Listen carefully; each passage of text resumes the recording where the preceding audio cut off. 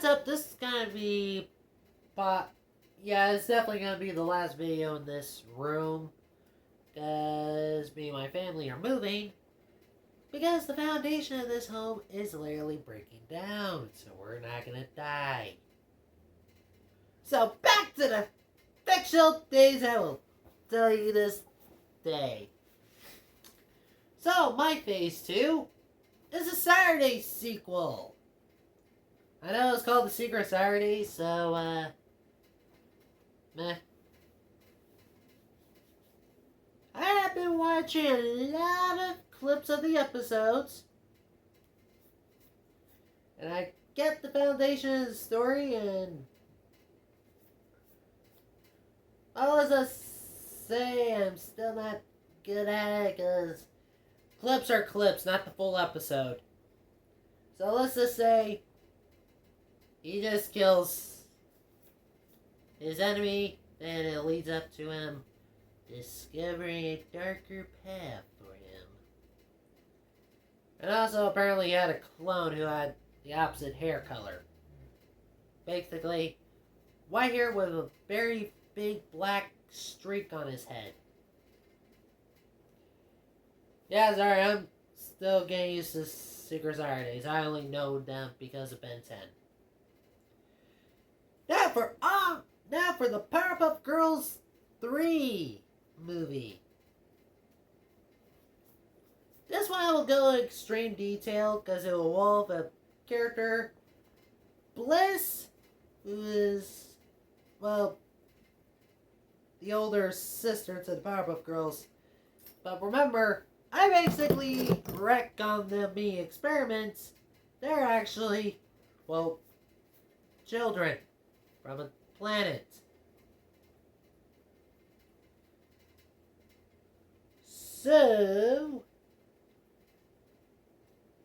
Bliss will appear after the whole entire event of the positive 10, and they only know a little bit what happened in Justice Fires. So, yada yada. Basically, it'll involve a little bit of a recap.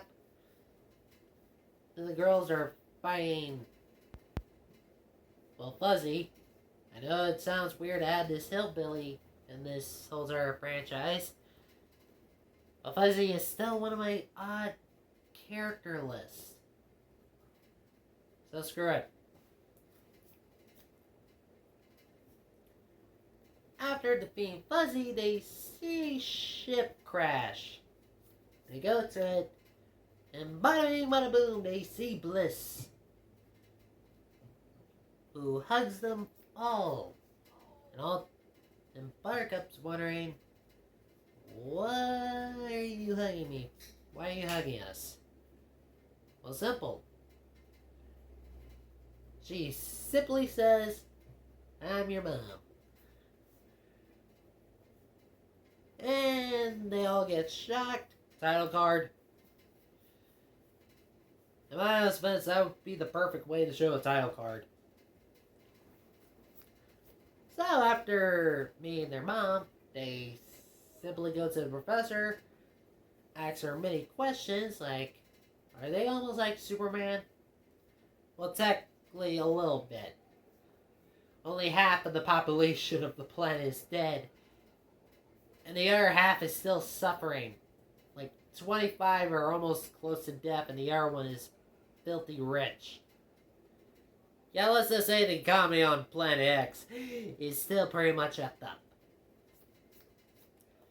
Then Bubbles asks who their dad was, and Bliss says he came with you guys when he came to this planet. And the professor, Utonium, says, I found the girls in the woods outside of their ship. I didn't see their dad. And Blossom asks, what was his name? And she says Mojo Jojo. Yep. Just like how Jojo, or Mojo, was the reason Powerpuff Girls ever had superpowers, In my version, he is the actual father of them. The difference is, he transferred his brain into an ape body. And after seeing Bliss again, you know what he does next? Oh yeah, he has secret cameras in the girl's house.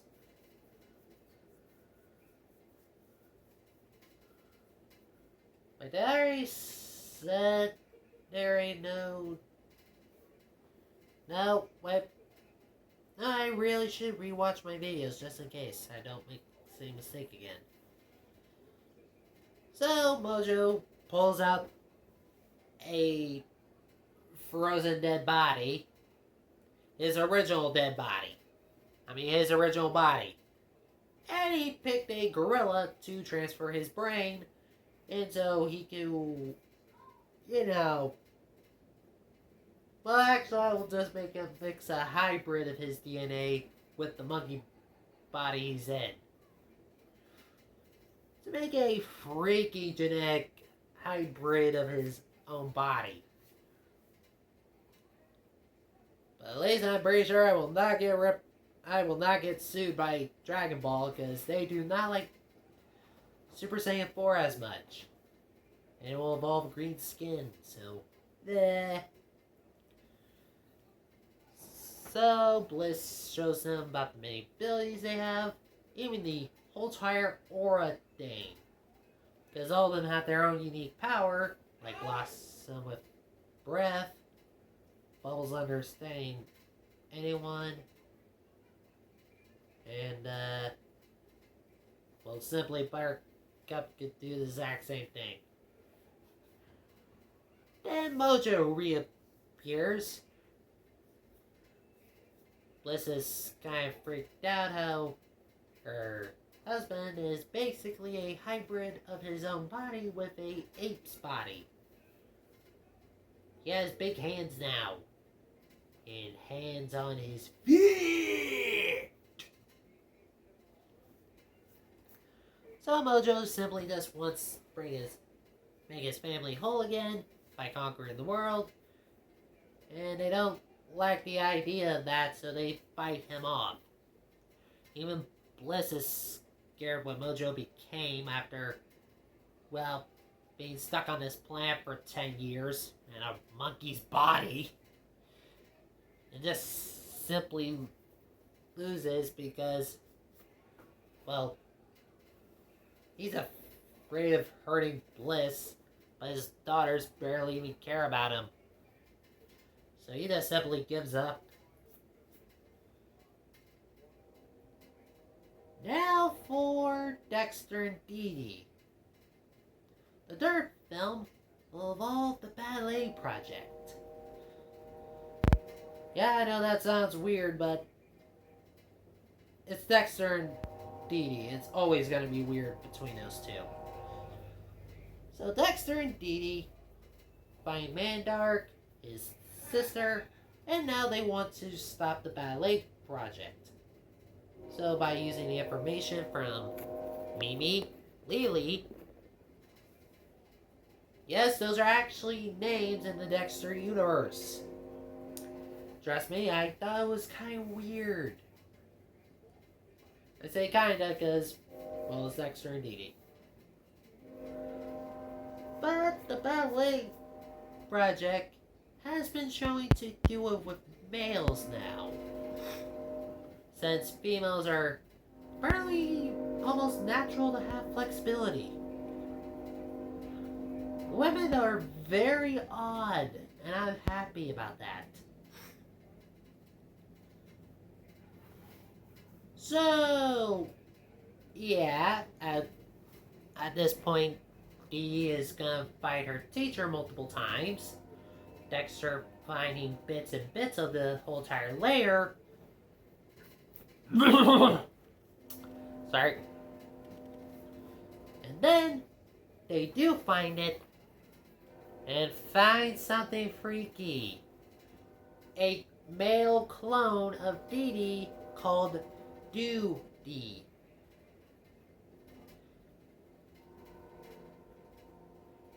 And don't think I'm making that up. Once again, that's an actual thing that happened in Dexter's laboratory. It was weird, even when I read the name. So Dee Dee accidentally frees her evil clone, and now Dexter and Dee Dee have to fight Dee Dee's teacher and her male clone. Let's just say the whole entire project of ballet fires is literally being blown up because the whole entire building is getting blown up. Dee Dee seems like he's dead, being pierced through the heart. We all know in these superhero films that is basically a flesh wound. And Dee Dee's teacher literally gets ballet kicked. You know that twirly thing we have those musical boxes do? Well, just imagine that as a ferocious kick being kicked into a bomb and exploding and exploding right in your face. Along with the building collapsing on you at the exact same time.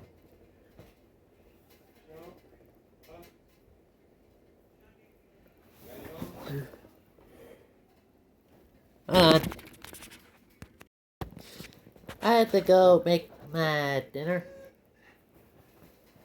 It's a BLT. Alright, the old hard duty and so yeah. Dexter and Dee Dee will believe they stopped it. Problem is, the whole entire project was to implant these training devices into other people to keep on going. So yeah, Dee Dee's friends are basically gonna do the same thing. Well, I'm just making this dark, aren't I? Also, Dee Dee is still alive because that Dee Dee checks. Oh wow, my evil clone is gone. Son of a crap. Also, they would have gone 3 different places like Africa, France, and the final location would just be South America. You know, to get the pieces. So, to finish this off, it's Ben 10-3.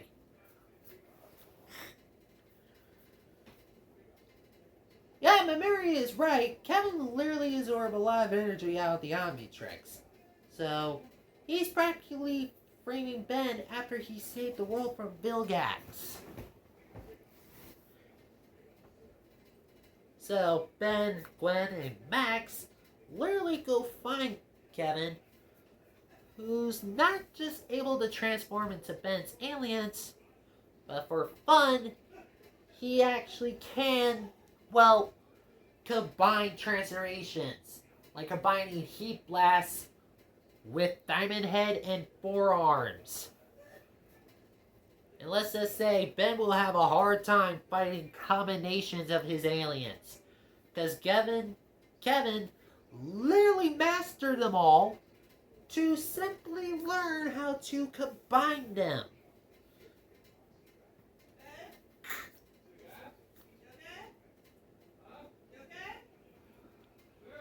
So, yeah, it would be a combination fight. And also in the battle in the positive 10, Ben has access to Master Control, so he's gonna have a hard time fighting Kevin. And he does! And Kevin keeps on, well, combining Ben's transformations. Like, wow, what? Gray matter! Don't ask why, it will just be fun.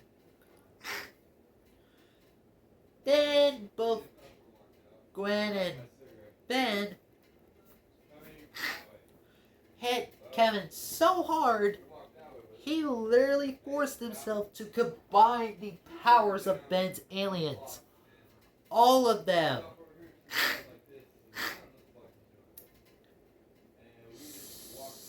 So we have mutated Kevin, and he cannot unmutate himself.